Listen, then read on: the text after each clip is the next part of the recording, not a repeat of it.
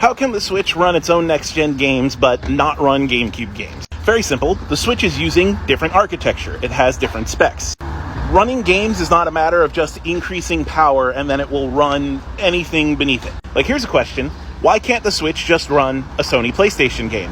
It's obviously more powerful than a PlayStation 1, right? Well, you know the answer to that. The PlayStation 1 games weren't designed for the Switch. They were designed for a totally different console. So even if you uploaded the full PS1 game's data to the Switch, it wouldn't know what to do with it. The same is true for a GameCube game. If you upload a full GameCube game to the Switch, it doesn't know what to do with it. That is why you need emulators. You need a program on the Switch that basically makes the Switch seem like it's running on the original hardware of whatever you want to play. That's how Nintendo Switch Online games work. They load up an emulator, and that emulator is mimicking an NES or an SNES or whatever.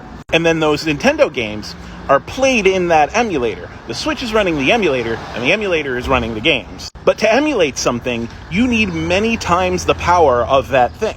You're essentially using extra power to make sure that the emulator is operating like this older piece of hardware. This, by the way, is also why you can't just load up old DOS games on a Windows 11 machine. You also need to use an emulator for them. Now, current generation PCs are way more powerful than, say, a PlayStation 4. But we still haven't cracked PlayStation 4 emulation because it's too recent. We need to be even more powerful to get to the point where we could emulate the PS4's specs. We're doing okay, but we don't have a foolproof emulator yet.